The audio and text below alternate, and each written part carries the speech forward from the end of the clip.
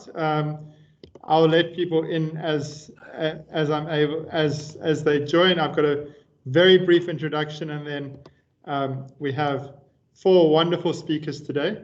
I also have a note from Rob Morrell, which I'll read afterwards.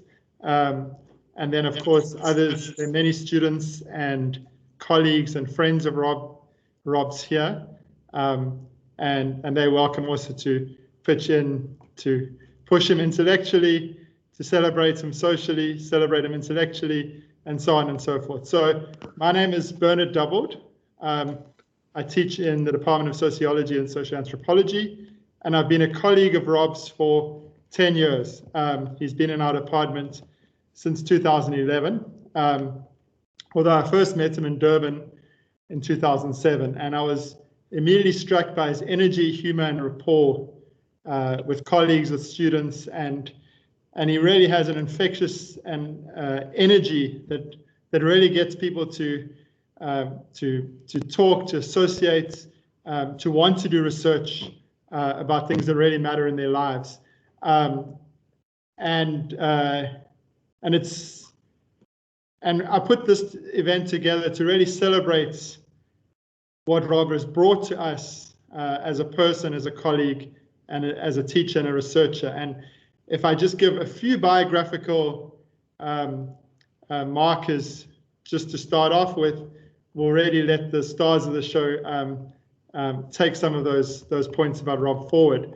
So Rob has a postgraduate certificate in education from Staffordshire, then an MPhil in concepts of time, labor, and gender from Sheffield, an MA in deviance and social policy, and finally a PhD in gender, identity, and HIV education in post-colonial Zimbabwe, which he completed in 1997.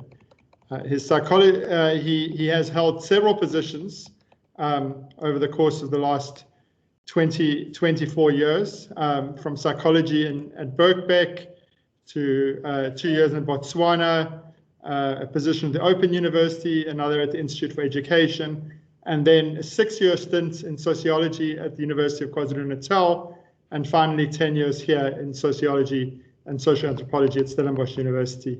In the course of that career, he's published many articles, and I was pleased to see that one of his very first articles was on subjectivization as control or resistance, and it was a reading of Reformation theology and Marxism. The bulk of his work, however, has been on questions of young masculinity, on education, on HIV/AIDS education, as well as on questions of transformation, both of our social life more generally and of the institution. His last 2 books were on Undressing Durban, which was 2007, and Transforming Transformation, which he completed and published in 2019. And today we've really tried to pull together 4 speakers from different moments of his career. So Young Masculinities, his first book, was edited by Rob along with Stephen Frosh and Anne Phoenix, and we're delighted that both of them are here. Stephen's going to say something first. During his time in Durban, Rob formed a close association with Professor Deevia Bhana, and she's going to speak next. And then he also worked very closely with Ronelle Carolissen in education here, and she was his co-editor in Transforming Transformation. So those are 3 of the speakers.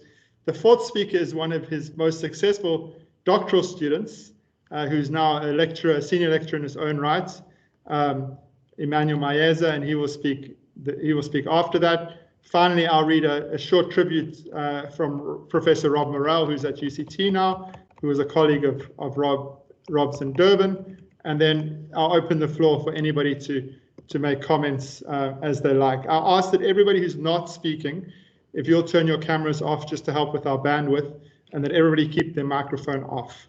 Thank you very much. Welcome. The only thing I would say is maybe, Rob, you can show your face. I know you're here so that we can all see you. even if you turn your camera off after that. So thank you everybody for coming. We're delighted to have you here. And Stephen, if you'll speak for up to 15 minutes, 10 to 15 minutes, and then Deevia can follow. So thank you. Oh, thanks very much. Could somebody shout just to make sure that you? I know you can hear me. Sure. Yeah, I can hear you. Okay, great. Okay, I won't be 15 minutes, maybe 10. Anyway, thank you very much for inviting me to speak at this do for Rob. The past is indeed a foreign country. For Rob, over 20 years ago, it meant the UK, working with myself and Anne Phoenix on our project on young masculinities. Rob is not the most assertive or demanding of people, so I have not been swamped since then with requests by him for references or help.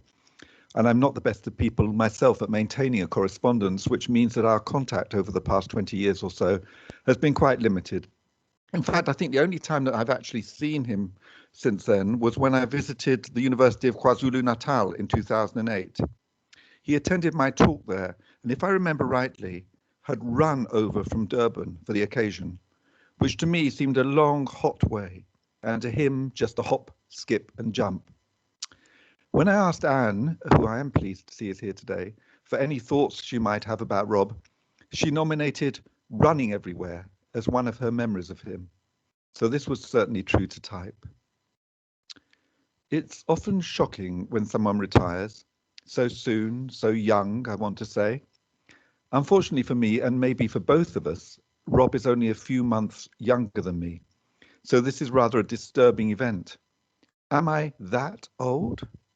I guess so is the answer, but I also guess something eternally youthful about Rob.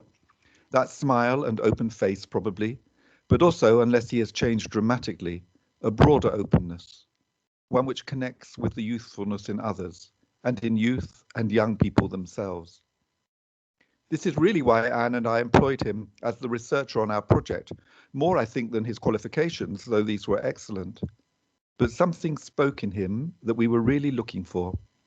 Anne describes it as his boyish enthusiasm and dedication to work and to finding new ways to discuss the analyses and potential papers, the fact that he is himself and not a standard fit in departments, integrity, commitment to social justice, a good sense of humour, and able to poke fun at himself. I concur with all this. Some of these things we only discovered as we went along, but the fact is that at first meeting, even in a formal interview situation, Rob was quite transparent and unable to present himself as other than he was. Integrity, commitment to social justice, boyish enthusiasm. Boyish, yes, in some of the most engaging and productive ways, which means still in touch with an inner wonder and enjoyment. Our project was pretty successful, with a book and 7 or so refereed journal articles and a rating of outstanding from the funders, the Economic and Social Research Council. Apart from the initial grant application, Rob was a full participant in everything relating to the design, setup, and execution of the research. And he carried out almost all the interviews with 11 to 14-year-old boys on which the project was based. These involved a large series of meetings with individual boys, 78 of them all interviewed twice, plus 36 groups with these boys and others, all negotiated with school authorities and managed with aplomb over a 2-year period of data gathering in 12 different schools in London. Rob also managed the transcription, coding, and categorizing of the enormous amount of data which he collected, rendering it in a form which made it available for analyzing and writing up, to which he also contributed equally with Anne and myself. Indeed, as I was writing this, I was beginning to wonder what Anne and I had done.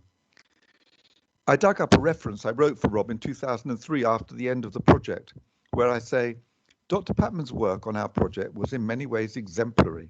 He industriously and effectively cultivated contacts in schools and also amongst other researchers in the area of masculinities. He is a very good interviewer of young people, able to sympathetically draw out narratives from even very unpromising sources. He has a good understanding of qualitative procedures. He's conscientious, self-motivated, and collaborative in his attitudes. He is also an effective teacher, particularly of seminar groups at graduate level. I employed him to teach qualitative research methodologies to PhD students and social psychology to masters and undergraduate students with good results. You can hear the reference style in that. And unfortunately, I have a feeling that Rob didn't get that job, but maybe he can clarify that later. Anyway, what I wrote is all true, but doesn't quite get the flavour of it. What's remarkable is that if I recall rightly, there were no bad interviews in the sense of interviews which we couldn't use, even though some of the boys were initially silent, some hostile or suspicious, and some garrulous and needy. I realise now, having supervised quite a bit of empirical work, that it's unusual to have no useless data. In our write-up, we used it to claim that given the right circumstances, boys are not resistant to talking about themselves and their lives in thoughtful, reflective ways, despite the caricature, which is not completely unfounded, of the monosyllabic, grunting adolescent, or the well-rehearsed stereotype of hegemonic masculinity. To quote one of our boys, unforgettably, boys do things, girls just talk. What Rob shows was that boys also talk, given the chance, and can rapidly form attachments and be very touching and sad, as well as showing bravado and masculine narcissism. The catch, however, is in the phrases I just used, given the right circumstances, given the chance. This is what Rob did in an extraordinary way, understated, cautious, often uncertain about what was happening in the interviews, as we knew from our regular debriefing with him. This white man, approaching middle age at the time we did the work together, or at least no longer a young man, could somehow form a bond with pretty well every boy he worked with, from all ethnic and social backgrounds, whilst himself remaining sensitive both to structural issues, especially race and racism, and to each boy's particularity, and being able to think about what this was and what it might mean during discussions with Anne and myself. If he was more psychoanalytically inclined, we would have talked about this as a capacity to use reflexive countertransference. But in ordinary language, he made the boys feel safe, and this revealed that they actually relished the opportunity to talk about their lives with a sympathetic, non-judgmental, curious, and respectful adult man. We really struck lucky with Rob as our researcher on many grounds, but for me at least this was the main one, his own inner connection with youthfulness, which I suspect is with him still, combined with an open and genuine interest in what the boys had to say about themselves. This not only produced excellent data, but was itself a demonstration of a different form of masculinity from that standardized as hegemonic, and showed how strongly many boys need it and can respond to it. In her note to me about Rob, Anne mentions not a standard fit in departments, integrity, commitment to social justice. I'm hoping that the grammatical form of this is not intentional, implying that it is only by being not a standard fit that you can retain your integrity and commitment to social justice. At times, it does seem like this. In Rob's case, I think they are separable. Integrity and commitment to social justice certainly go together and are related to the experience I've just described, where the boys with whom he worked understood there was something trustworthy about him, something many of them missed in their fathers. Not a standard fit? Well, there are many weird academics, as I'm sure everyone knows. In Rob's case, the weirdness is not really weird, however. It has something to do with a commitment to what might be seen as a feminist mode of scholarship. In his invitation to me to speak today, Bernard mentioned Rob's sense of humour, his generosity, and even his reticence to take centre stage as a lone scholar, being more committed to the value of conversation and collaboration. So he hasn't changed in these 20 years. My sense is not that he's just reticent about lone scholarship, but it doesn't really interest him. Collaboration and conversation are where research ideas come from. Understanding for Rob is interactional, and knowledge generation is a social product and not an individualistic, competitive pursuit. Rob was certainly a collaborative presence in our small team, making up for my irritable pushiness and aligned with Anne's warmth, though not always with her orderliness. Rob was on the messy side of things. It sounds like this is a strand of Rob that has continued into the last 2 decades and been appreciated by colleagues, and I would guess by students too. I noticed in my reference for him from 2003 that I wrote to the university concerned, "You will find in him respectfulness towards students as well as colleagues, and an enthusiasm to develop his own and others' thinking in a collaborative context." Exactly, it seems. I suspect that this retirement will leave a strong legacy of affection and gratitude from those who have discovered that academic work need not be cutthroat, but can be done in an atmosphere of collegiality and mutual support, and that Rob has exemplified this throughout his career. Thank you. Thank you so much, Stephen. Deevia? Good afternoon, everybody. I'm so delighted to be here. I'm actually honored to be presenting and to have been asked to say 10 to 15 words, and I was actually nervous because I consider myself very small in relation to what I really think of Rob as the giant and who's been my mentor and continues to be so. I, like Stephen, I'm really delighted to see you, Stephen, because Stephen and Anne and the book Young Masculinities was really the starting point of my knowledge of Rob.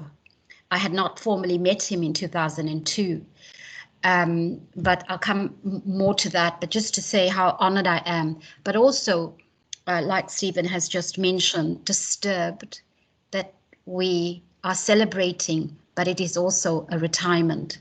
And Rob has so much to offer.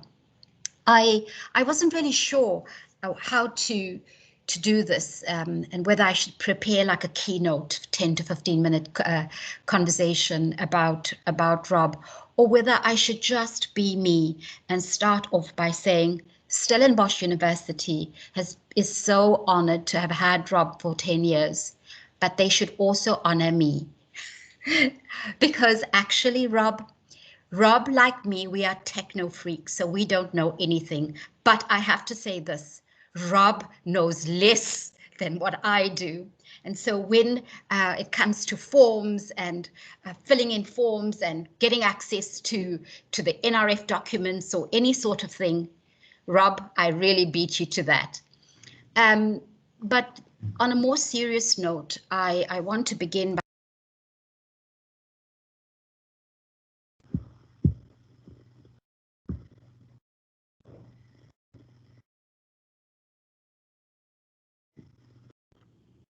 Deevia, I think you've muted yourself. ethically. Can you hear me now, Stephen? Yes, we can hear you now. Okay. So if there is anyone that I have met that is indeed represents the sort of commitment to social justice, that person is Rob Pattman. In fact, South Africa has been so blessed to have had him come to this country more than 15 years ago. And I often say to him now, Rob, you're no longer British, because usually in our joint articles, he'll write, he's a white British man. And I say, you're no longer that, you're a South African. I'm so proud to call you Rob, even though you may not have those credentials in terms of a passport or whatever, but you are truly reflective of what this country strives its people to become. You are committed in terms of your disposition to people, to your students, to your colleagues, to me, and in terms of how and what you write, but also in terms of how you conduct research. So I want to begin by saying that as much as I'm disturbed by Rob's retirement, and the fact that he's now of retirement age, and that just, worries me so much. But at the same time, I'm so happy to say that Rob continues to be part of the Research Chairs initiative in relation to children, young people, gender and sexuality. And Rob remains one of my key collaborators. So I met Rob formally, of course, was first inspired by that 2002 Frosh, Phoenix and Pattman book, which remains to date a real standard of how to do research. And it is a book that I will refer back to, and indeed a book that I have prescribed and recommend all the time for my 20-odd students at postgraduate level. So I formally met Rob at the Pleasure and Danger Conference at Cardiff University in 2003, and I'm sure he won't remember that. But it was just an amazing meet, and a sense of the minute I met him, I knew that this would be a lifelong relationship because of who he stood for and who he was as a person, his embracing, his ability to bring people together in a way that reflected exactly his methodological principles in terms of ensuring reduction of power, ensuring that people are always safe in his vicinity. This sort of relationship I saw also was reflected in his teaching. I have oftentimes invited Rob to present and conduct seminars with my own students. I have even been part of his lectures and have contributed to his lectures whilst he was at UKZN.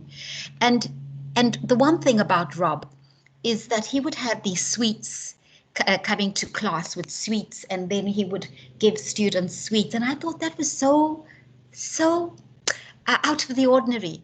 And then he would have the most unique and sharp sense of humor, and I was like spellbound by that. And to date, he remains committed to that sense of bringing students together in relation to who he is, as I described, but also having this wit and humor that makes it such an exciting environment to be around, especially when he's teaching. I'm not sure, though, how he managed to do those Teams lectures online, but I'm sure he's got help, but it wasn't from me. Over the years, I've had a real pleasure and honor of providing several referee reports, unlike you, Stephen, as well as documents for promotion, and of course to Stellenbosch as well. And it has always been an absolute delight and such an honor to write on behalf of such a wonderful human being.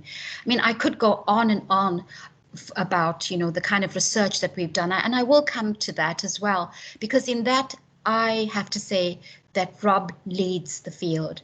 I have learned so much from Rob, and I want to come back, though, to the sort of referee reports and the judgments and assessments from colleagues and from students who simply found such joy and such depth and such profound learning from Rob's interaction about gender, about theory, about the way in which to do research, never to elicit, but rather to work with and learn from young people, and a young person-centered approach to studying and researching children and young people. And it is an approach which we continue to work in, and an approach that I have foregrounded in my own research, and an approach that my students, the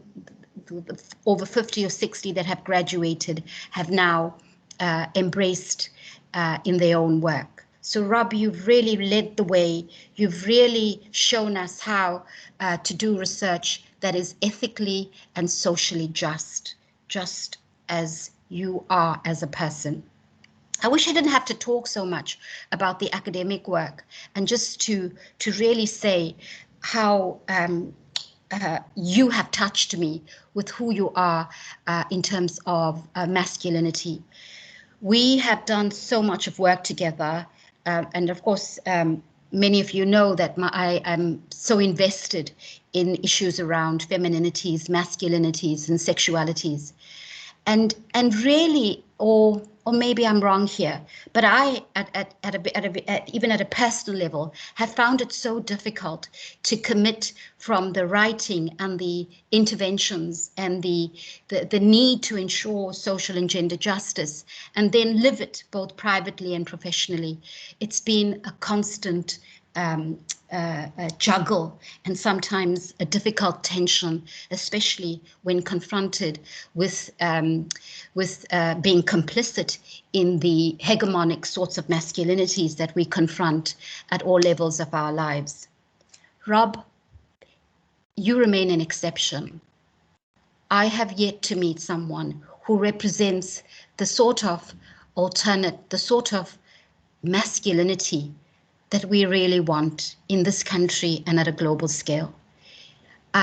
If there is one honor that I can pronounce, if I even have that right, would be to say that that sort of masculinity has meant the world to me. You indeed reflect exactly the new, alternate, the sort of masculinity that we cry for, that we strive for, both in our research and in our writing and in our everyday living. How I wish there were thousands and thousands of more boys and men just like you. And if that doesn't say enough about who you are in terms of your commitment to gender justice and your commitment to being the sort of human that we aspire towards, Rob, I'm not sure what else I can do, but I thank you. I feel so blessed to have met you formally in 2003. And I feel so blessed that you took on the job. And I wrote that referee report, as I did for Stellenbosch University, that you came to South Africa, which then meant that we were able to connect more closely in terms of our joint interests with research and with the sort of ethical position in terms of learning from the learners, which was the title of our joint project, in which we produced many articles together. The other thing that I was always inspired in terms of the research with Rob is his commitment to listening to the voices of boys and girls. We had both boys and girls in our sample, and then writing titles like "Dear Diary, I saw an angel. She looked like heaven on earth." Some other examples: boys and girls should not be too close. And if one just looks at Google Scholar and looks at the range of articles and chapters, Rob has this unique way of writing, of crafting articles. So in 2005, I couldn't believe it. I was a keynote, and I spent an hour with Rob discussing what the title of this keynote should be, and it's the same thing that I did to him when I presented at my inaugural lecture in 2012, because I just couldn't get enough, and still to date cannot get enough from this kind of sharp, novel and original and fantastic and really fabulous way of thinking, of writing, and of engaging with people. I want to say also that I don't feel that Rob has been sufficiently praised for the sort of work that he's done collaboratively, especially. And that's been the case in terms of my experience ever since he's come to South Africa. And today is certainly a celebration of that, Rob. That what you have done is simply exactly what South Africa's academic environment requires. A sort of person who listens, who cares, who collaborates, who creates the kind of dialogue and the conversation, and who connects in order to build together. And if I look at your book in 2007, Undressing Durban, which is another example of such a delicious title, and then your book, your most recent book with Ronelle, Transforming Transformation in Higher Education, it is reflective of exactly what I'm talking about. Your commitment to collaboration, your commitment to working with people, rather than being the sole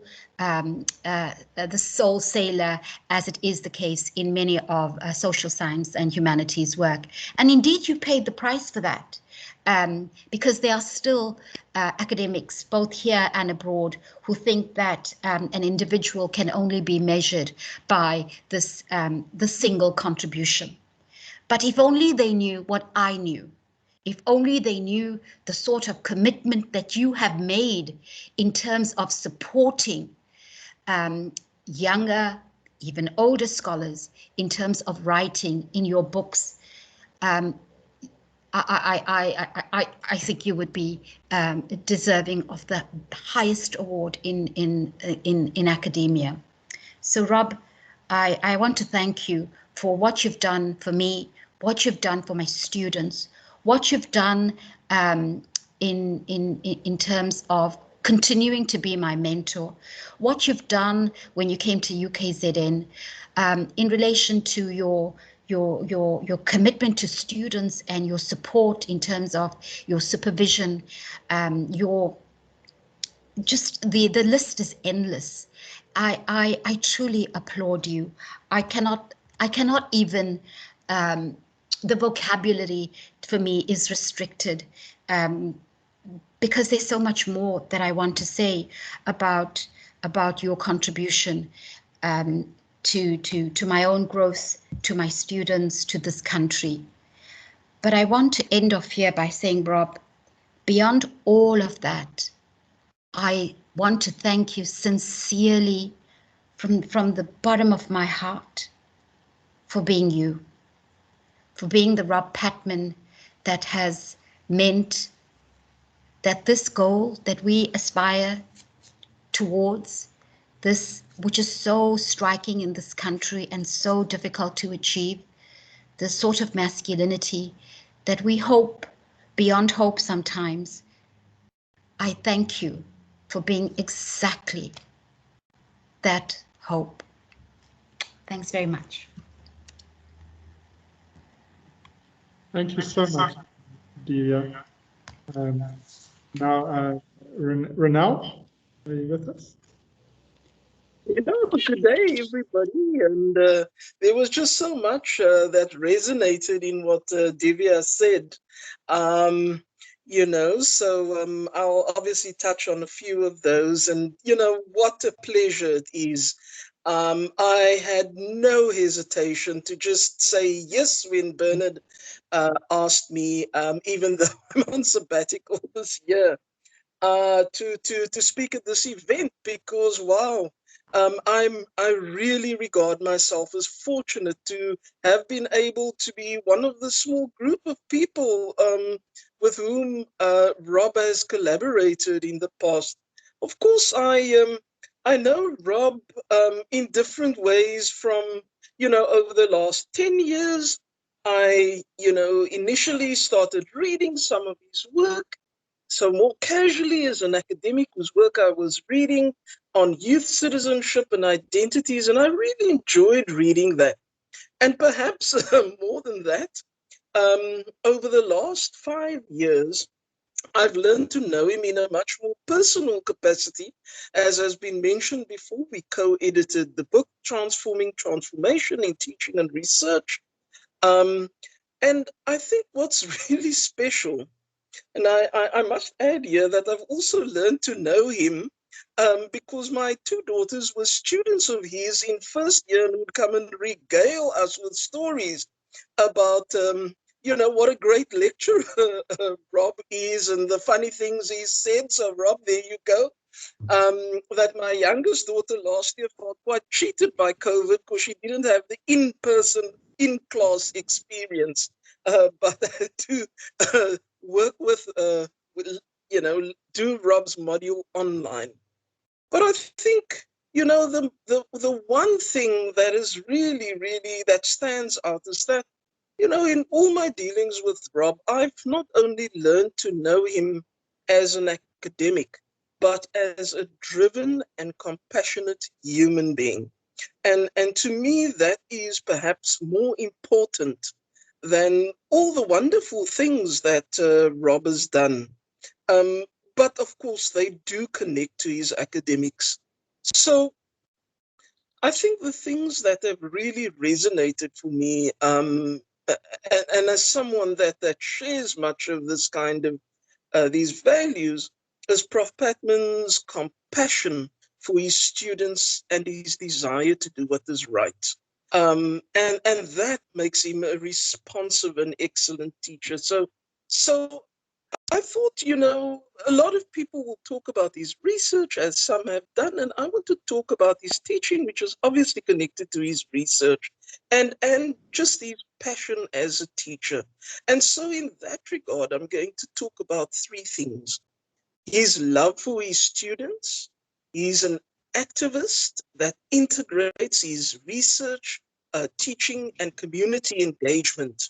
And those three facets I'm going to talk about, which, you know, from my looking from the outside in, makes him an exemplary teacher. I'll start with his love for students. You know, Rob's, given his immersion in critical cultural theory, I'll probably, you know, not be far off and quite appropriately quote Cornel West, who suggests, and here I quote, never forget that justice is what love looks like in public. I want to read that again. Never forget that justice is what love looks like in public. Now, Rob is one of my colleagues at Stellenbosch that for me most embodies that sentiment. No matter who the students are, they feel recognized by his demeanor, his deep respect for them, which we don't often see, and his subsequent actions. I'm not surprised that Rob, in all his time at Stellenbosch, has been a very popular teacher, especially amongst marginalized students, whether they were marginalized on the basis of race, class, gender, sexual orientations. His actions spoke to his academic concerns and held an intersectional appeal, as his years of work clearly demonstrates. Now, in a world where many academics talk justice publicly, but do injustice privately, Rob is different. Behind the scenes, those whom he knows, and I think what is very important, out of the public eye, when no one sees Rob, he's still negotiating for his and other students, those whom he knows and those whom he doesn't know. And you know, in working on the book with him, it became very evident that, you know, for example, we had a very interesting conversation with our book publisher, and Rob was adamant that we have the book immediately available with no time delays on open access, so that all students, including those who couldn't afford to buy our book, would have a free online copy. Now, of course, the publishers thought that was a ridiculous idea, but Rob tried. And I think, you know, this is just so important for people to understand who Rob is. Secondly, I want to talk about his activism in his scholarship in concept and action. I think what always intrigued me is how Rob uses his positionality as a white middle-class man in interesting ways and with a British accent okay, that challenge the idea of that whiteness or blackness is about phenotypic race. This, of course, is the refrain central to his teaching, that race isn't skin deep. It's constructed and performed, shapes and reshapes itself continuously. It's context specific, located in cultural context and practices, but it's always about an exertion of power. Rob's performance of his identities is, well, disarming, to say the least, to many people who have a set of views about who white academics and who white male professors are. He's gentle, compassionate, interested in students, humble, funny, and sometimes even self-effacing. In fact, quite often so. This person then steps onto a stage to teach about race. One of the most emotive four-letter words in our society. So I think what is really important is that Rob shows that it matters who teaches. This has been the subject of extended debates in the literature and arose again quite recently in these debates on decoloniality. And his disarming nature is perhaps his biggest asset when teaching about race. He uses positionalities, disposition, and teaching prowess to engage students in academic activism. By this, I mean that he has the capacity to invoke justifiably angry, betrayed, and even entitled students' concerns and convince them to write about it and to voice their critical ideas. Students' angers, fears, and frustrations give many of us a peek into worlds that we never have to endure, but that is possible because of Rob's scholarship. I'm therefore not surprised that, in his academic life, Rob has joined a formidable global academic entourage, such as Fine, Camerata, and others, Frosh and Bhana, who's speaking here today, and Emmanuel, who are proponents of youth participatory action research. He masterfully uses himself and has used himself and will continue to do it because I believe it's part of who he is, his body and his relationality in the world, to teach critically and to inspire students in such affirming ways. This is also a very, very important form of activism. Students have to accept from him that their anger could be transformed into scholarly work which has to be reviewed by peers. The large body of research on emotion, affect, and pedagogy by internationally acclaimed scholars write about the importance of emotion and affect in pedagogy. Rob is able to harness this for and students in extremely productive ways. There's a way in which, I'm going to say this slowly, there's a way in which he's able to create chaos out of order. So the final point I want to talk about is the integration of research, teaching, and community engagement. Rob's record reflects at least 1.5 decades of doing youth citizenship scholarship.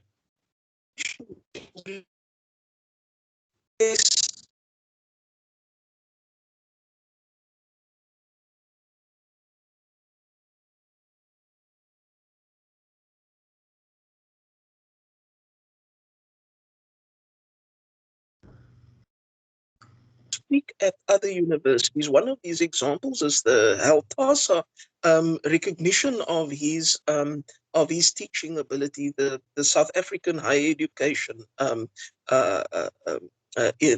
higher education teaching and learning scholarship award. So, Rob, what can I say? It's clear that I admire your unflinching commitment, to having been an excellent transformative teacher. Your work has been and will continue to be the essence of what social justice pedagogical scholarship embodies. While teaching, you engaged students critically so that generations of students are inspired to do that which is right, I hope, and to work towards justice in an increasingly unjust world. You know, we at Stellenbosch have been so fortunate to have a teacher like you, an academic like you. And unlike others who feel sad that you are going to retire, I'm actually happy for you that you are going to retire. And I guess that it's my fantasy that I'm projecting onto you. It's my fantasy that when I retire, I will be able to do only the work that I would love to do. Because even though I'm doing a fair amount of that, there are a number of other tasks that I would prefer not to get up for in the morning. And so here's what I'll say to you. Now that you are retiring, I hope that this gives you a passport to doing only that which you enjoy, whether it's academic, personal, or social. So thanks very much, Rob, for your contribution and for the human being that you've been. And my opportunity to learn to know you as a person whom I have learned an enormous amount from. So thanks so much, Rob. Thanks so much, Ronelle. Emmanuel. Hi, hello, Bernard. I'm trying to share my screen with those slides, so if you can just give me a second.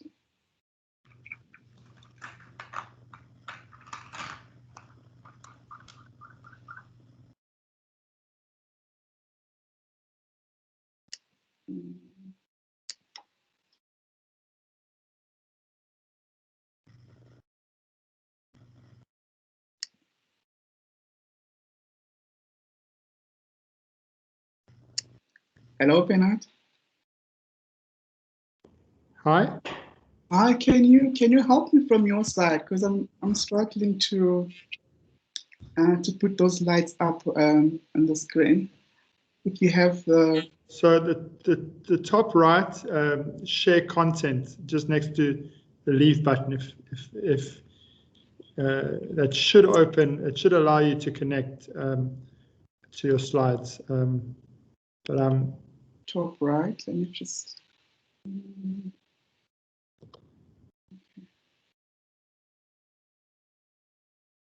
you see it? Share content. Right, I'm trying to do that.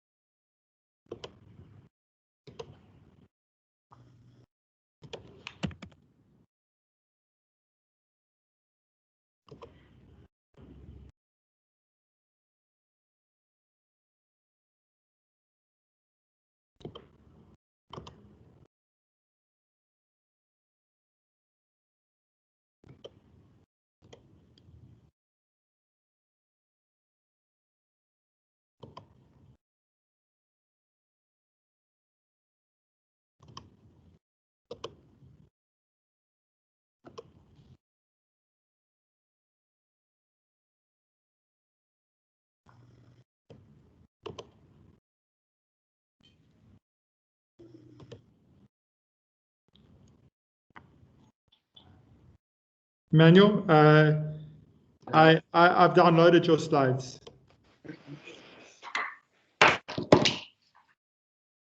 I have your slides, so I can share them with you. Okay, thanks.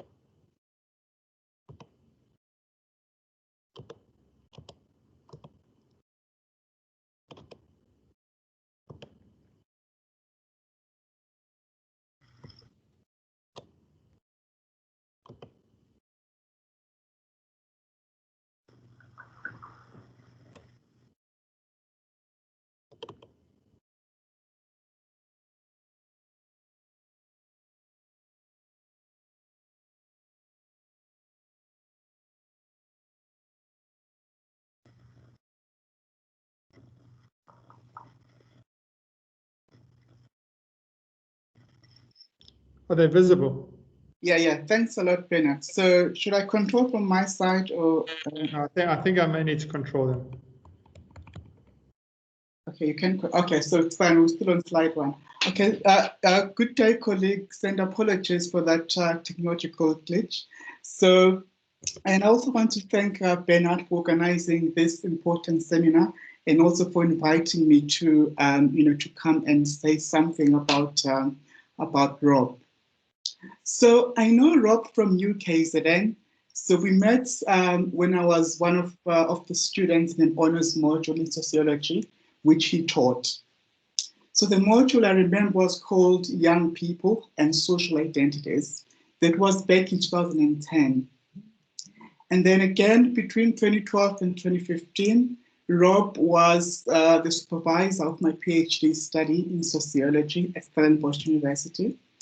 And so my PhD was an ethnographic study which looked at how children in a primary school in Durban construct gender and sexuality through play. So Rob was an excellent supervisor, and I learned a lot from him.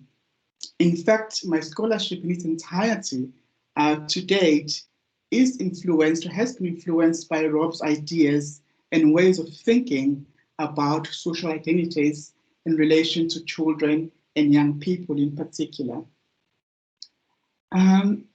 So the next slide, Bernard, please. So what I would like to focus on in my presentation today is I want to share with you some of the key ideas which I have learned from Rob, and how his ideas have shaped and continue to shape my research and what I publish. So as we all know, Rob has written and published widely. But for me, one of the most influential pieces that Rob has written is a brief and unpublished proposal document. I assume he was one of the people who wanted to develop a research center at the University of KwaZulu-Natal at UKZN that would be called the Center of Childhood and Youth Studies. So maybe, Rob, you could talk about that and tell us more about what was the idea behind that center. But reading your proposal that you wrote, I'm going to just draw on it and just share with you how that proposal document has shaped my scholarship. So in this proposal, Rob highlighted 10 key points which he believed would guide or should guide the work of that center. So these 10 points have become my own, I must say. I have adopted them as principles for how I conduct my research and the kinds of questions which underpin the research that I do. So in the rest of this presentation, I'm going to outline each of these points and then try to show you how my research published recently is closely linked and how it advances Rob's views and ideas which he wrote in relation to the center. So So he wrote in this proposal that the center must be committed to ways of conceptualizing and researching children and young people. So these ways of researching young people, he argued, should, and I'm going to list these points in the next slides, Bhana, please. So one of the points which Rob wrote in that proposal document was the importance of addressing self-reflexivity in research with young people. So that was the first point which he highlighted. So he argued that the center should promote research which focuses on the dynamics of research encounters between adults and children. So an example of the research which I've done, which kind of does this very well, is in the article entitled Child-Centered Ethnography, Unraveling the Complexities of Reducing the Perception of Adult Male Power During Fieldwork. And this work is based on my PhD. So in this study, I engage the argument of getting around adult power in child-centered ethnographic research by presenting and discussing my experiences as a man researching with South African children in the early years of schooling. I present and discuss the different strategies I utilized in order to try and disassociate myself from the presumed positions of adult male formal power and authority among children who were in my study. So, for example, to establish child-centered relations with the children, I spend time with them in the playground at their school, and I join them in their play activities during lunch breaks. This is something which other adults at the school, such as teachers, did not do. But the children also reproduced me as an adult by calling me a coach during our football games in the playground. Thus, this study highlights how adult power relations operate in complex ways during fieldwork.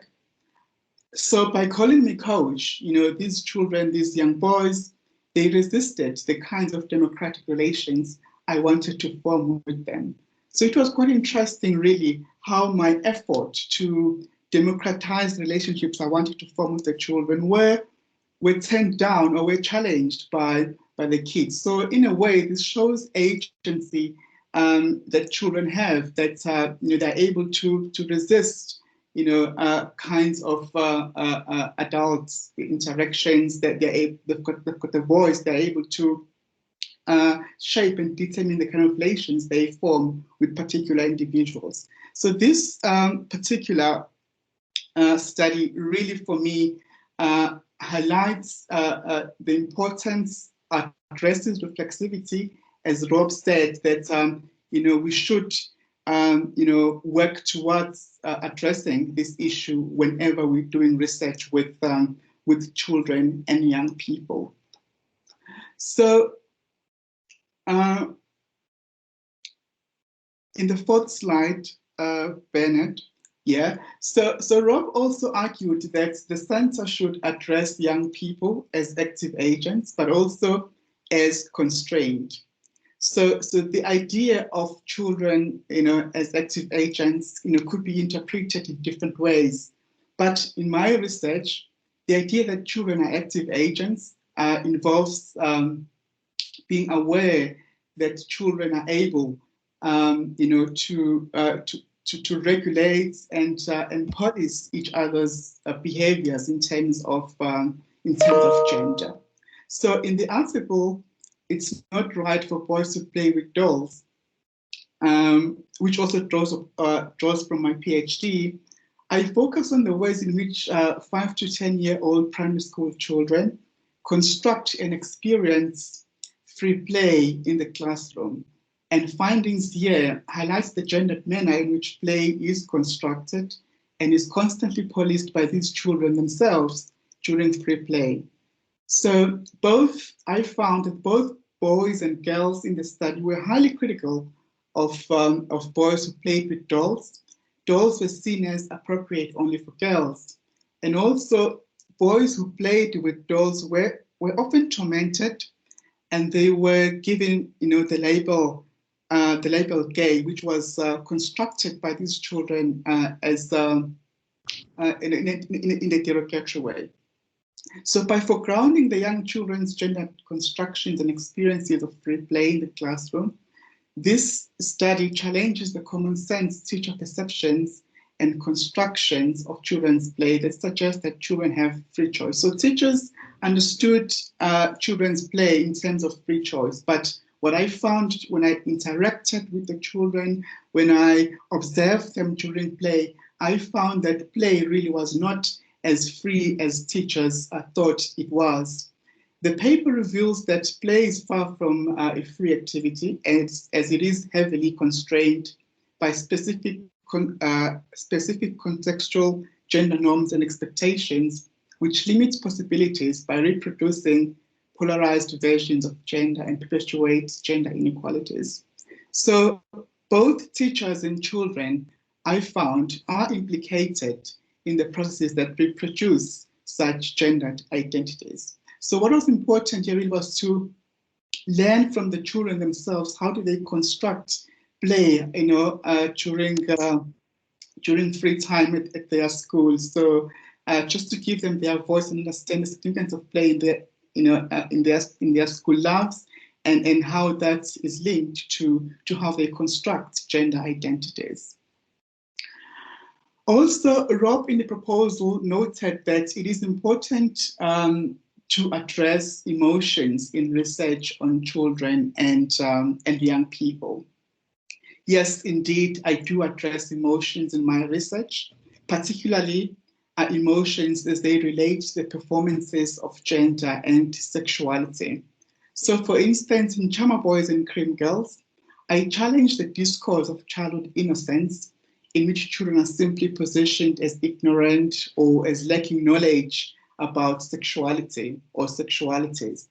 I explore how some boys and girls aged 9 to 10 construct themselves as active heterosexual subjects through football play, as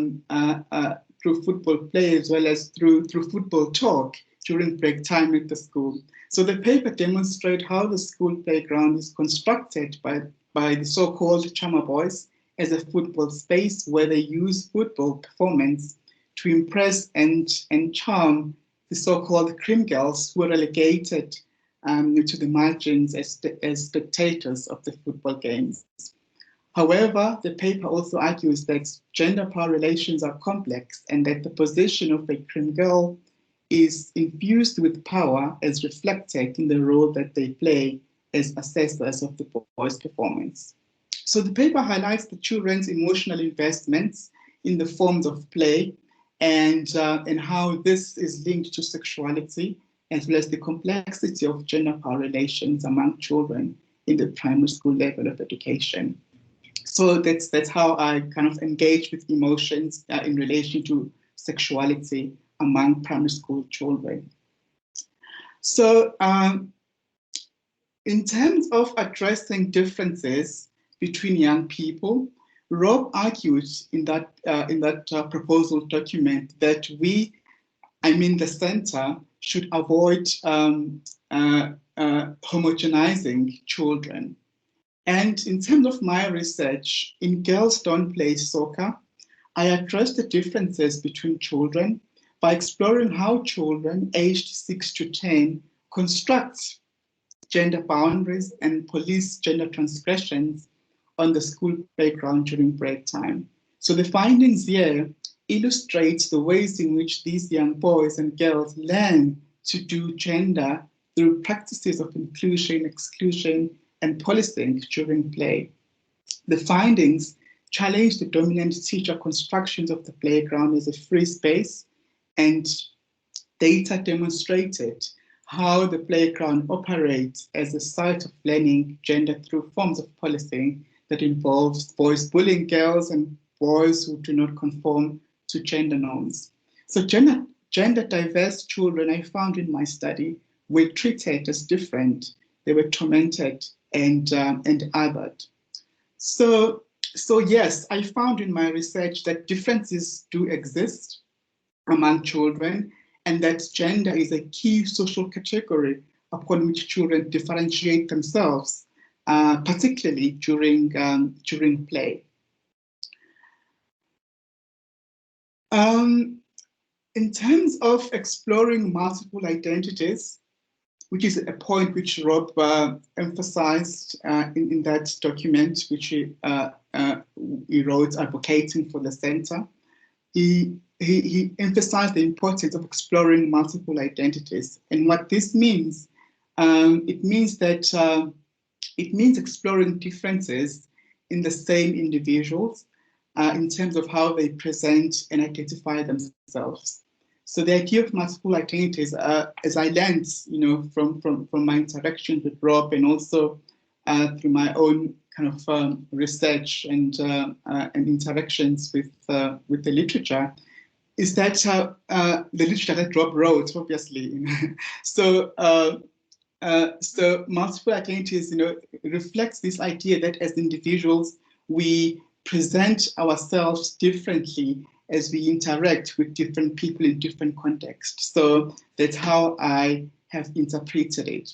So in the study, A Home for All, we interpret the experiences of residence life on the part of some students who self-identify as gay, lesbian, and bisexual in a South African university campus. So we debunk the taken for granted features of at-homeness, which includes comfort, privacy, security, acceptance, companionship, support, and community. Drawing on the data produced through interviews with a gender mixed sample of 18 participants, we demonstrate how gay, lesbian, and bisexual students are routinely denied many of the essential comforts associated with being at home that heterosexual students have the privilege of taking for granted. And of course, this study was published in the book that Rob co-edited with Ronelle, Professor Ronelle Carolissen. So how does this study then relate to the theme of multiple identities?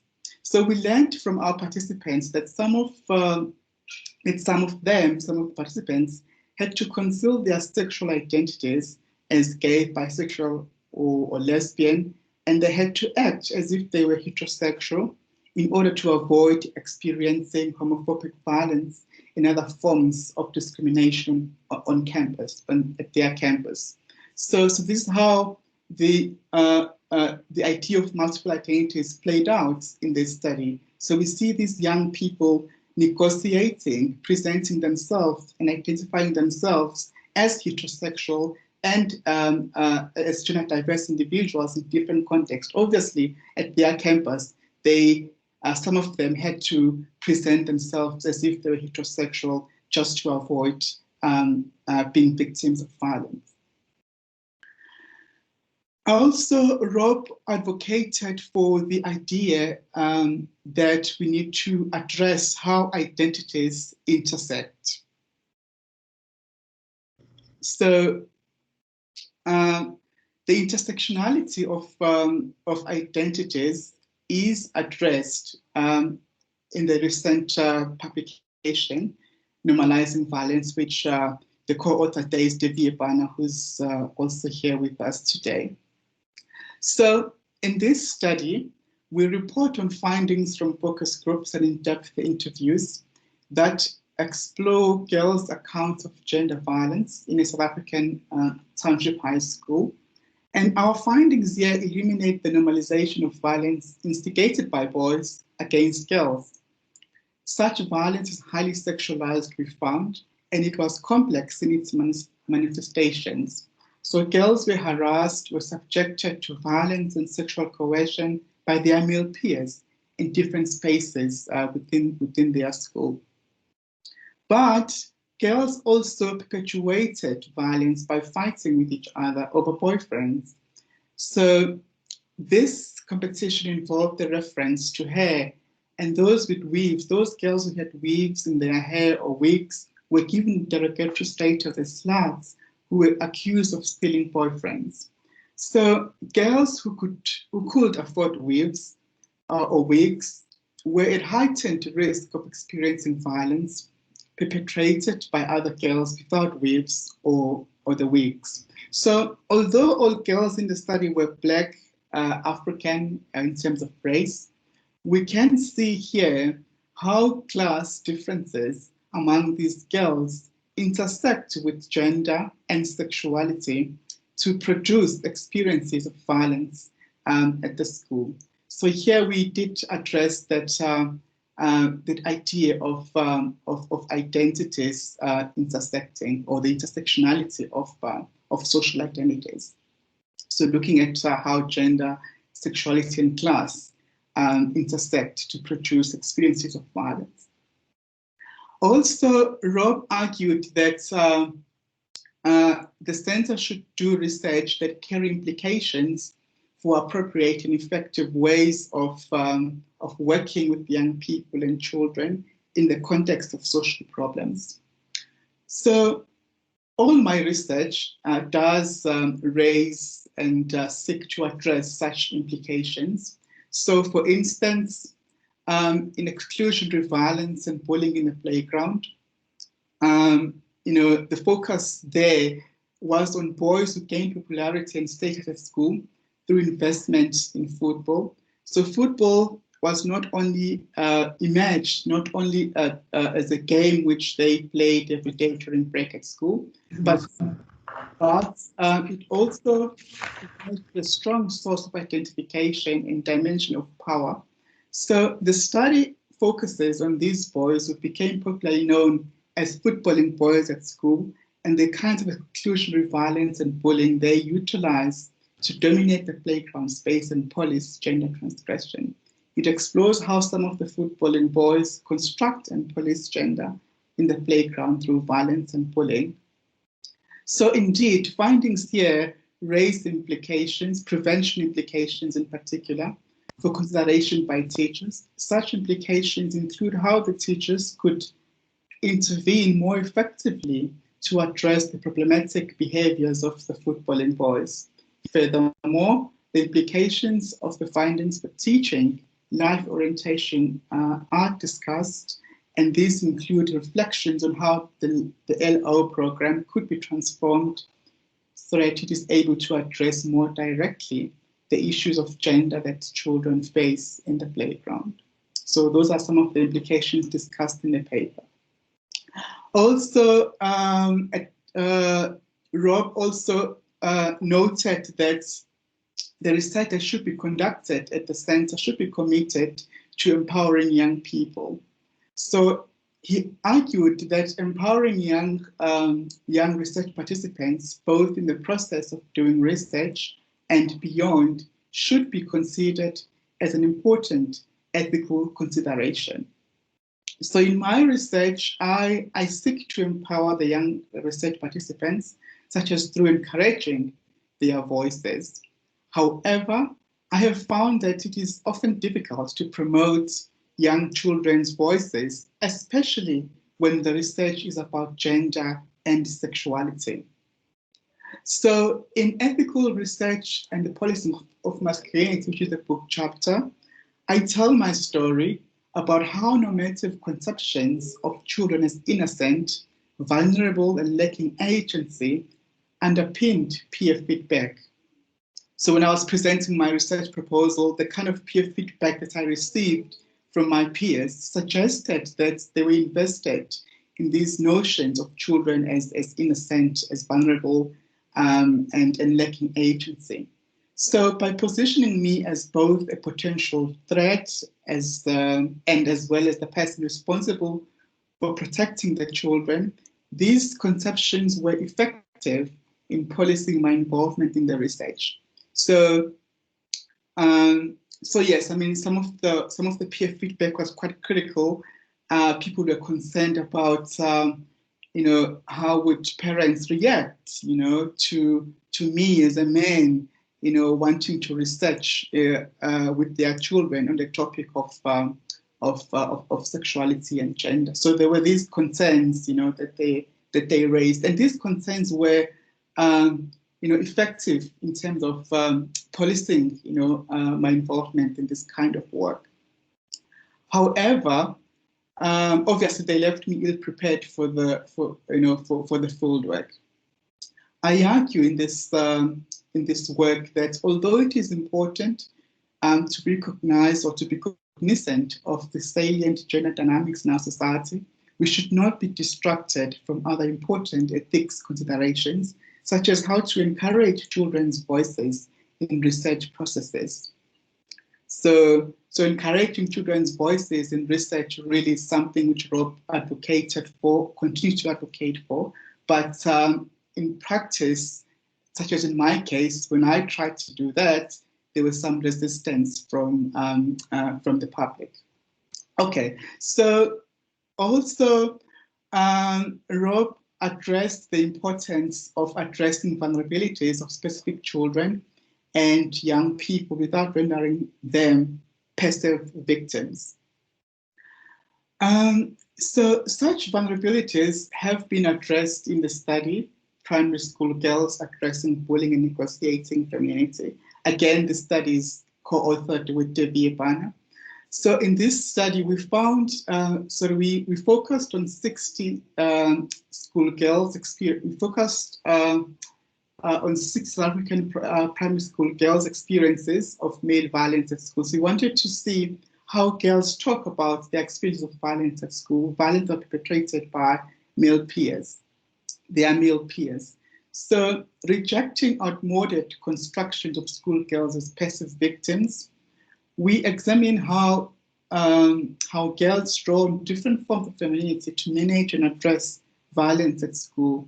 So these feminities are non-normative in their advancing of violence to stop violence. So the girls responded to boys' violence by enacting violence, but were also imbued with culturally relevant meanings about care, forgiveness, and humanity based on the African principle of Ubuntu. So moving away from the discursive production of girls' victimhood, we show how girls construct their own agency as they actively participate in multiple forms of femininity, advocating both violence and forgiveness.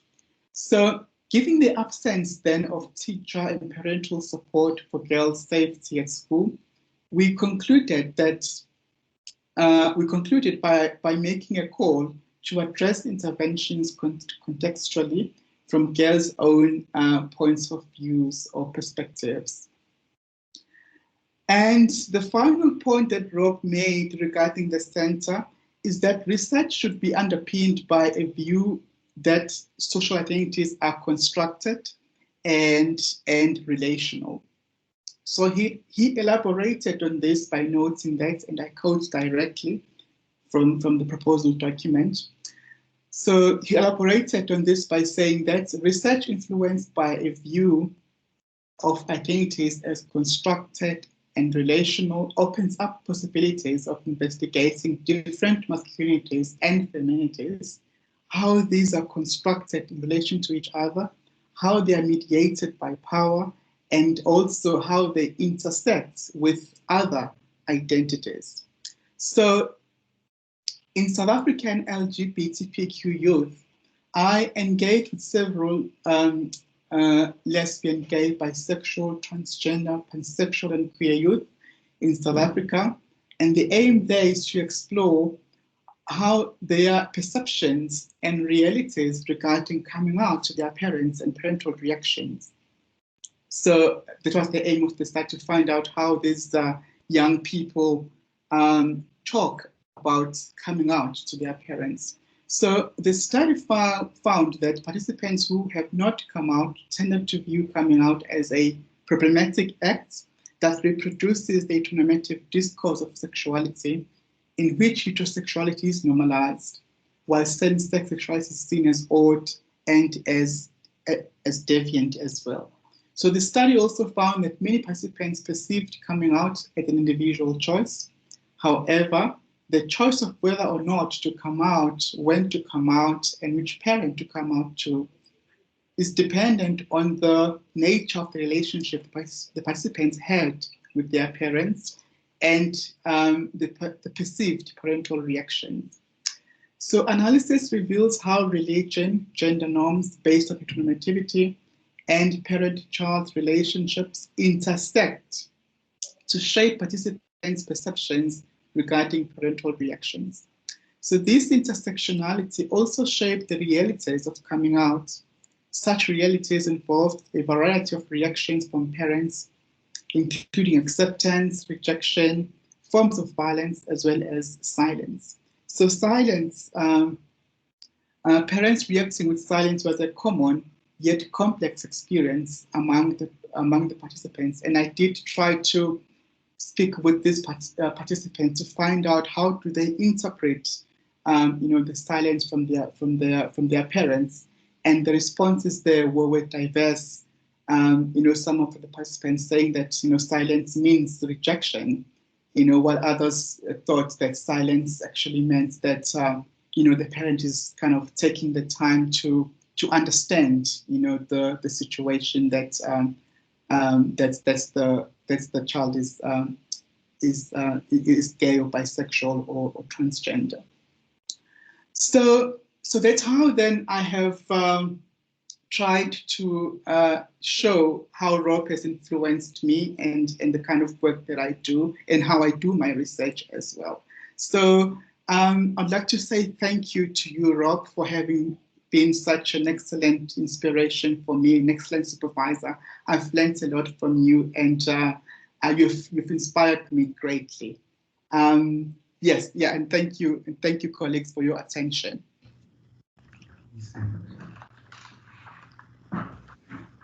Thank you, Emmanuel. The floor is now open. I'm sorry, I had to because I lost power in that venue. The floor is now open. I know that Rob's current department chair, Professor Lindy Heineck, does want to say something, but I'm also looking for. So, Lindy, do you want to go ahead? Yeah, I'll just say a few things. So much has been said that I really haven't got too much to add to the voices that have been before me. But I will concur that Rob certainly does not fit the usual mold. He is unique, and with this uniqueness has really brought a different kind of energy to our department the last 10 years. And if there's one thing that I think hasn't been emphasized that much to me is his approach to undergraduate teaching, the kind of constructivist approach that he's adopted in his teaching and learning, which has helped students think through very difficult issues of race and gender and identity, and which has enabled them to critically reflect on their own identities and their own assumptions. And I think this is really been a richness that he's brought to our students' lives in a country like South Africa. And then as a staff member, what is really striking is that we have here somebody who is soft and caring and generous, but at the same time has got a real strong inner core when it comes to fighting for issues of social justice that pertains to our students. And what stands out to me is his ability to draw on both these strengths, in that he's never confrontational in it, but always seeks to have an approach which can reach compromise that includes compassion, but at the end of the day solicits cooperation.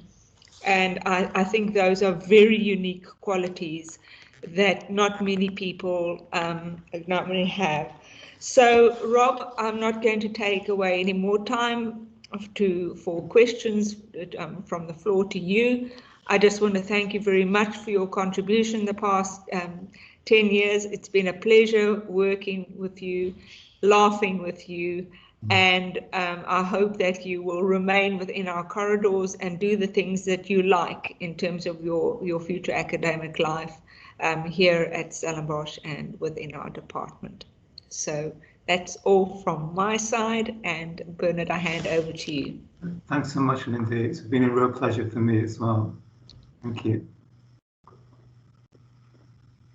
So I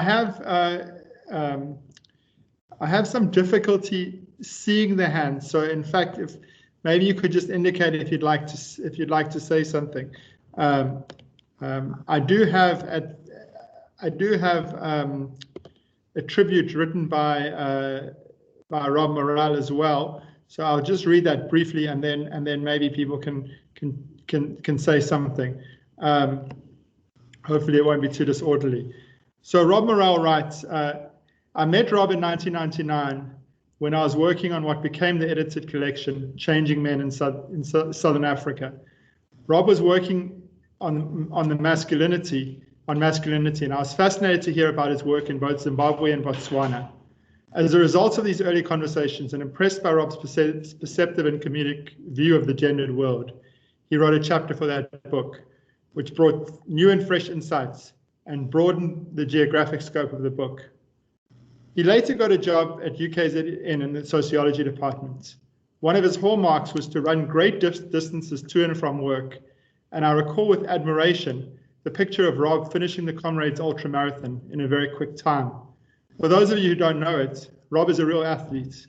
He's not averse to risk and physical discomfort, and I heard without surprise that he dodged between cars and pedestrians in London as he pursued his love of running and his commitment to zero carbon footprints. Rob was adored by his students for his devotion and interest and his wacky humor. Rob has made a major contribution to masculinity studies globally, but especially in South Africa, where he struck up a rich collaboration with Deevia Bhana. Rob's commitment to social justice is present in his writings, and he showed his range and passion in his research work, which included writings on universities, student experiences, and the vexed question of transformation. These writings reminded me of Rob's 2003 work, Founding Our Voices. This book looked at sexual and gendered identities in the context of HIV/AIDS among youth in Southern and Eastern Africa. He argued, among other things, about the importance of friendship and how young people would benefit from approaching relationships in a holistic rather than sexually instrumental way. I hope you don't stop writing and researching, Rob. You've still got a lot to give to the world of understanding gender and the process of making it, and ultimately to building a better, more peaceful, tolerant, and egalitarian world. Thank you, Rob Morrell. So that's that's a tribute from Rob. And as I say, I seem to have some difficulty recognizing hands, but please feel free at this stage to say something. I know that many of you would like to.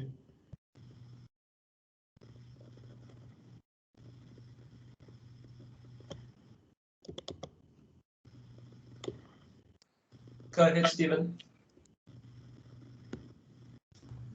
Stephen Robbins.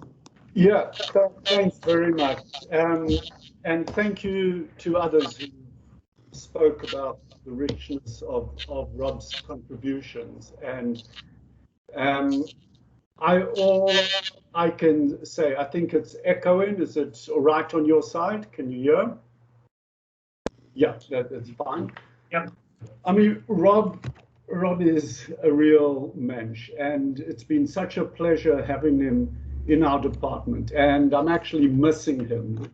This damn COVID means even if we just have short interactions in the corridor, and you know what others are saying, about his humor, his humanity, his contribution to intellectual scholarship, his production of a new generation of scholars. And I unfortunately came in late to the session, but just listening to Emmanuel's work was an absolute pleasure. And I could see, what he was saying about drawing inspiration from Rob. And there are so many others. The book, Transforming Transformation, is an extraordinary collection of intellectual collaboration. I could put the video on so you can see who I am. Okay. There, so there's so many aspects to Rob, and Rob Morell's already alluded to him being a real comrade of the best sort, not just a runner and not just a political activist, but an activist with a heart and with extraordinary intellect in terms of understanding what is needed to take on these big issues that do not get addressed by rhetoric, by denunciation. His work in the classroom is about looking in a very safe and sensitive way at these gendered truths that people come to inhabit, and to, within the space of the classroom, is able to get people to reflect and undo that, some of that gendering work that may trap them. And so, you know, questioning constructions of race, gender, sexuality in ways that students can relate to and feel open about. So he was a comrades runner, but also a rugby player. I don't know whether everybody knows that. He probably could have played for the Scottish national team, as far as I know. He was a really good runner, but he also could have been a stand-up comedian. He, you know, so he is somebody who comes with so many skills, and I could go on, but I think others want to speak. I just want to thank Rob, and I hope that we can continue engaging more than just simply in the corridors. And at some point I'll also be retiring, and then maybe Rob and I can meet more often without all these academic obligations to meetings and so forth. So thanks very much to Bernard for organizing this, and thanks very much to the contributors, and most of all, thank you, Rob. Thank you very much, Stephen. Thanks a lot.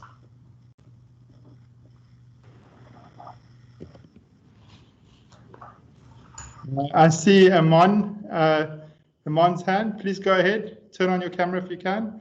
And I also see Trevor.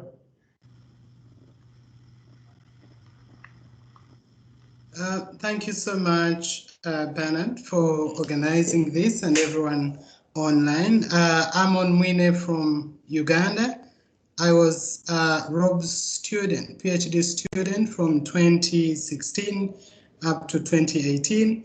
I want to really join everyone who has come up to say thank you to Rob for being such a passionate teacher, particularly his expertise in emphasis on learning from the learners.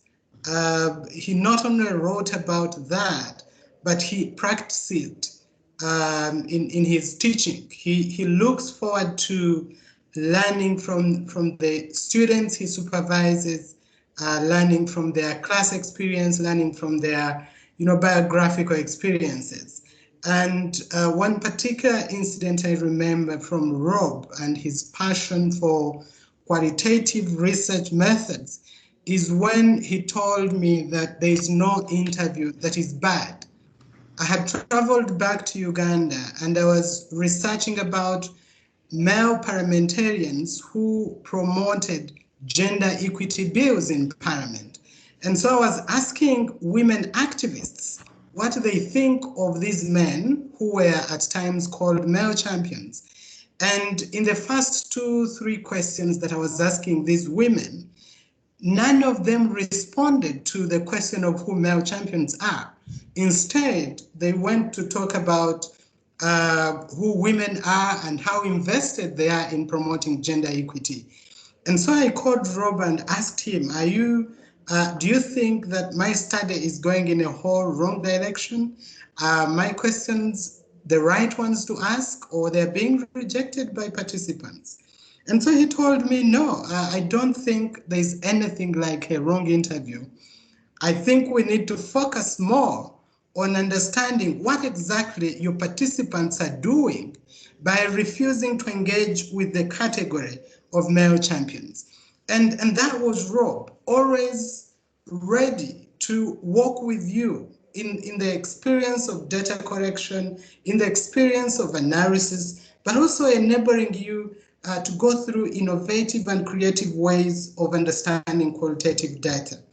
And one question which I received from the other constituency, which was fond of him, my two children, they described him as an unserious teacher.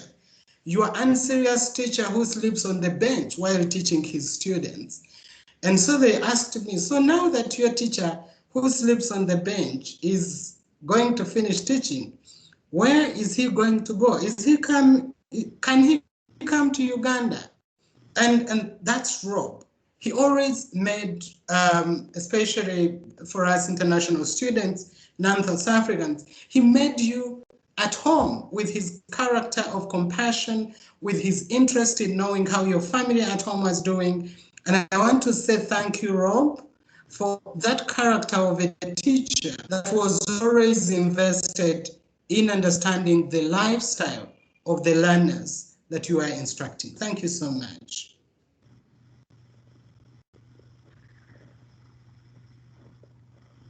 Trevor?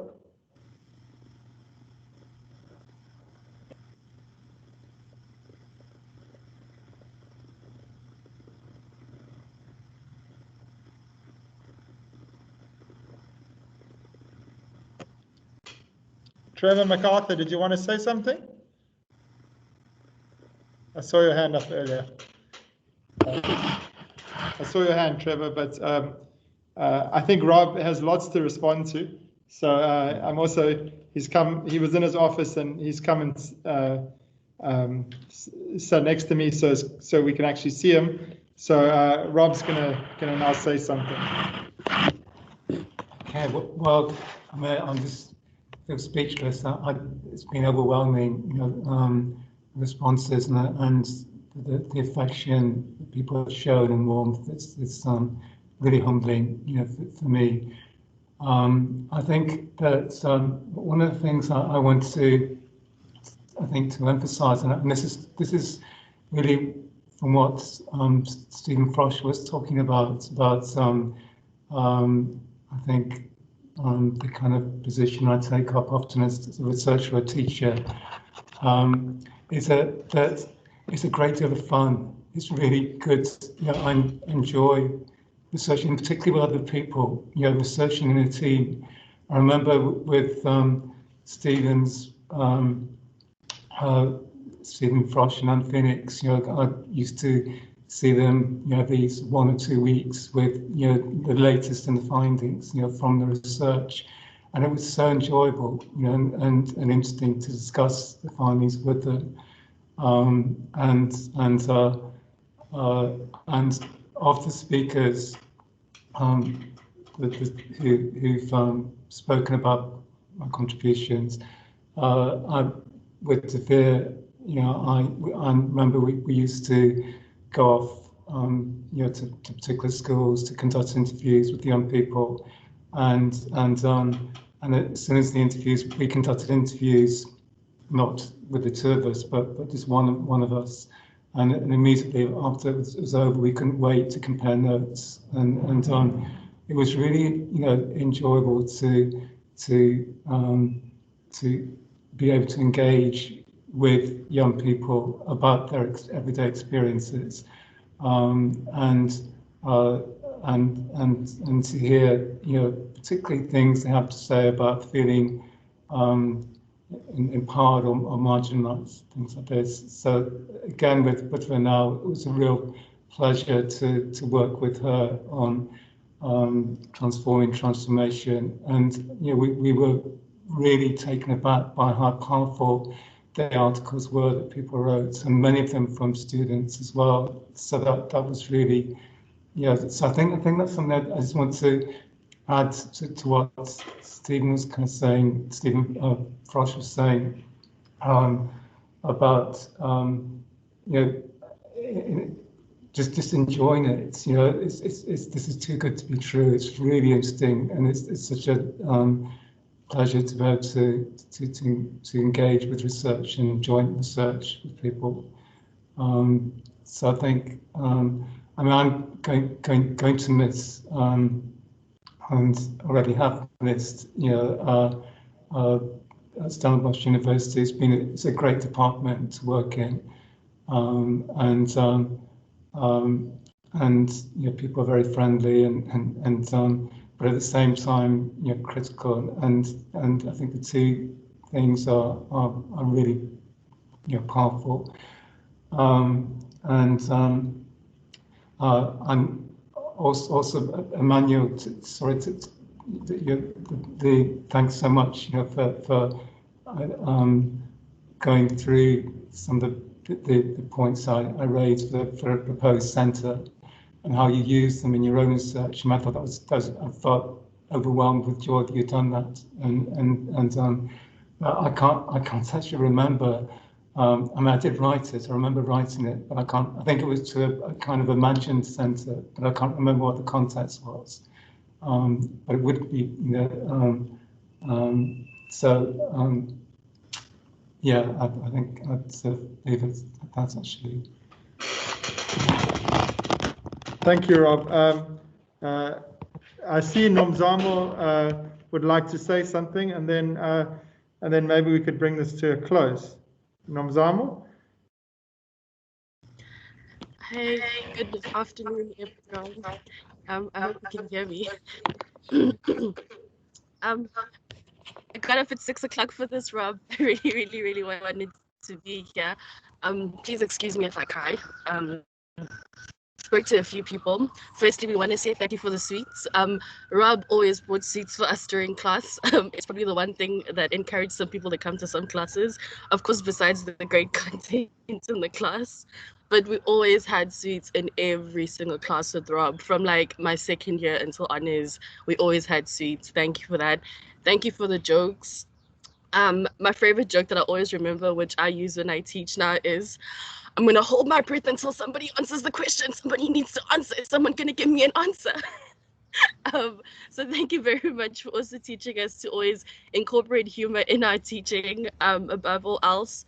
But more than anything, the two takeaways and the two things I really want to thank you for, Rob, as I get my PhD, is that scholarly work is activist work. To always ask myself and ask ourselves, what does your research mean and contribute to society, to other people, and those who you're working with especially? And most importantly, the teaching is fun and enjoyable. And that, apart from the grading, Rob always had papers in his office from grading every single time, is that we must hold on to that. We must hold on to the fun and the enjoyableness, and watching our students also grow from our teaching, because academia is horrible. It really is. But if you are having fun working with your students, if you invest in your students and want to see them grow, then that's really the gift that you need to take away from academia. And I want to thank you for that, Rob. I want to thank you for your selflessness. I want to thank you for always having a smile whenever you walked into the department, even outside the department, always smiling, always ready with a hug. Yeah, just thank you so much, Rob. And I really hope that during this retirement that you actually rest, and that you continue doing what you love and running to places, running to people. I just really hope that you're blessed, like multiply, for everything that you've done, and that you really continue to find happiness. Thank you so much, Rob. And thank you to everyone as well. Thank you for this, Bernard.